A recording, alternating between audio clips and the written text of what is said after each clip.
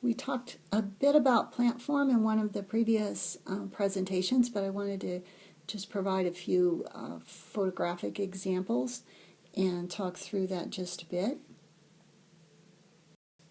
Tree form and habit is kind of intermixed sometimes in descriptions.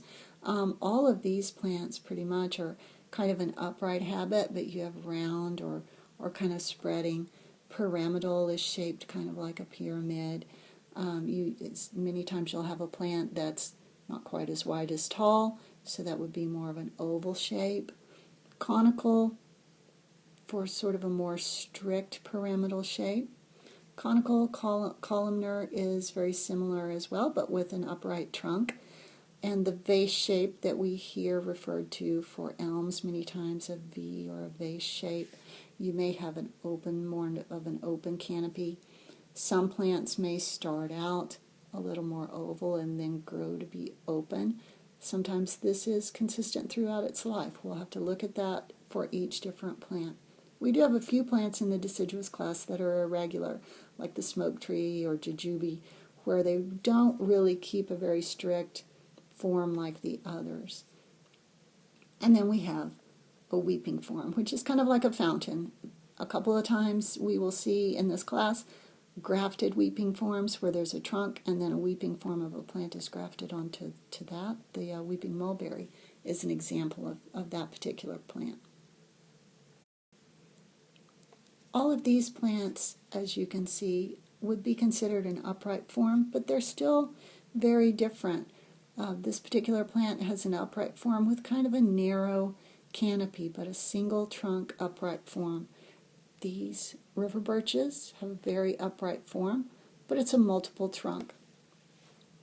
Then you have this particular plant that has an upright form with ascending branches. Another, and this is actually a shrub pruned up as a tree, with sort of a horizontal branching habit. Just subtle differences, but they're consistent within that type of plant. In your shrub forms, you may have a contorted. Here's a contorted shrub. It's kind of upright with contorted branches. This is a more procumbent or arching or horizontal form. This is actually a tree, not a shrub, but it's just a young weeping mulberry with the weeping form. And this is an evergreen plant, but it's another good example of a multiple trunk, and it's an upright plant that's been pruned up into a tree form. We'll see a couple of different kinds of vines, and it's good to know the difference between twining and attaching. A twining vine has to wrap around something to support itself to climb. Attaching vines have a little bit of a substance that they excrete to be able to attach directly to a wall or a fence or another tree. So you see, we have a lot of different kinds of plant forms, and we'll be able to look at those individually with each plant that you are introduced to in the class.